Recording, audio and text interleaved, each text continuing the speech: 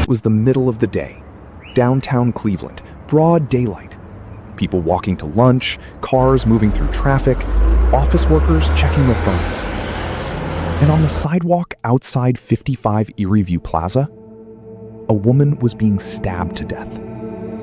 Her name was Aliza Sherman. She was 53 years old, a fertility nurse at the Cleveland Clinic, a mother of 4. And she had come to that building for one reason: to meet with her lawyer, the man she had trusted to protect her. What she didn't know, what nobody would know for over a decade, is that her lawyer wasn't coming to help her that afternoon. He had sent someone to make sure she never walked into that courtroom. My name is DeadDocket, and this is the story of a woman who was betrayed in the most unthinkable way possible by the one person whose entire job was to fight for her. To understand why this happened, you first need to understand where Aliza was in her life on the morning of March 24th, 2013. She was in the middle of a divorce, a bitter one, the kind that drags on, drains you emotionally, and forces you to relive the worst moments of your marriage over and over again in front of a judge. The trial was scheduled to begin the very next day, March 25th. Aliza had waited for this. She was finally close to the other side of one of the hardest chapters of her life. She had 4 kids depending on her. She had a career she loved. She had people who loved her back. And tomorrow, finally, she would walk into that courtroom and start moving forward.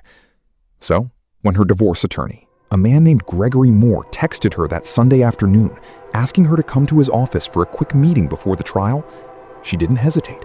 She trusted him. He was her lawyer. Why wouldn't she? She texted back to let him know she was on her way. That was the last message she ever sent.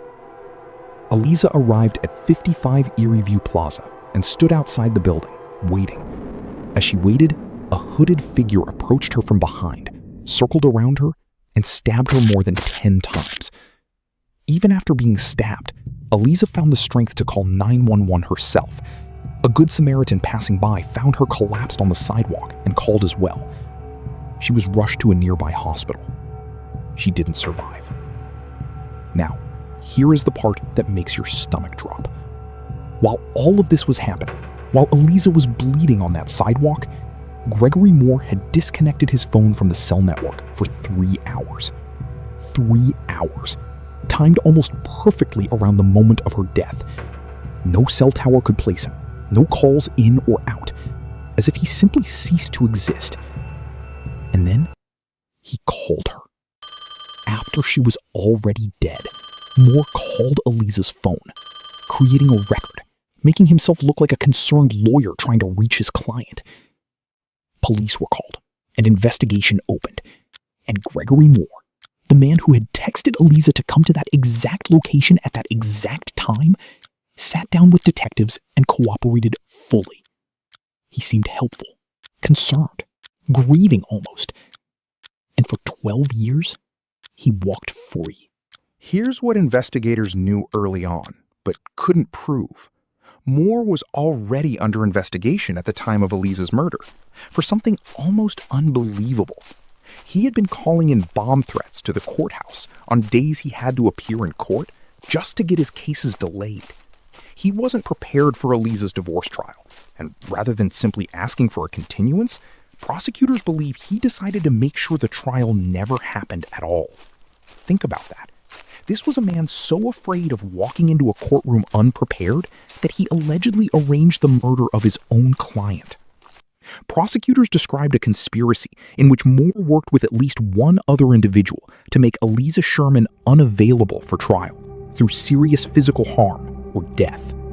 But proving it was another matter entirely. In 2017, Moore pleaded guilty to the bomb threats. He served 6 months. 6 months, while Aliza's family buried her, raised her children, and waited for answers that never came. Her daughter Jennifer started holding vigils every year on the anniversary of her mother's death. She set up a fund in Aliza's name at the Cleveland Clinic for patients and caregivers who had experienced violence. She kept her mother's name alive because she refused to let the world forget. and she kept pushing. In 2021, 8 years after the murder, NBC's Dateline featured Aliza's case, interviewing her daughter Jennifer. Shortly after that broadcast, the Ohio Bureau of Criminal Investigation took over the cold case.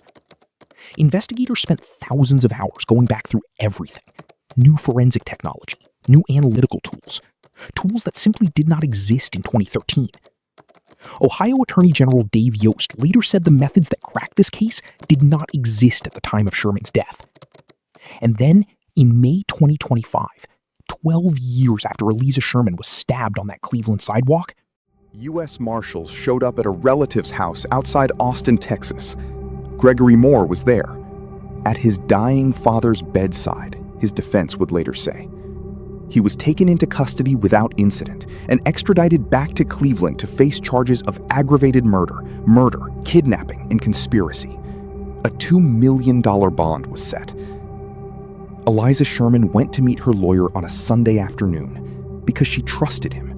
Because that is what you do. You trust the person whose job it is to protect you. She never got to sit in that courtroom the next morning. She never got to close that chapter of her life. She never got to watch her 4 children grow into the people they've become without her. And the man prosecutors say is responsible spent 12 years practicing law, building a new life, and sleeping through the night. His trial is set for September 14th, 2026. He has pleaded not guilty. Key witnesses who could have testified are already dead, died while he was still free. Whether a jury convicts him, that chapter is still being written. But here is what is already true. Aliza Sherman called for help while she was bleeding on a public sidewalk. A stranger stopped to help her. Her daughter never stopped fighting for her. Sometimes justice moves slowly. Sometimes it almost doesn't move at all.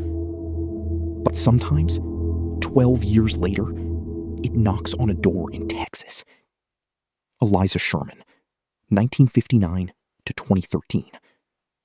Her family is still waiting for the verdict.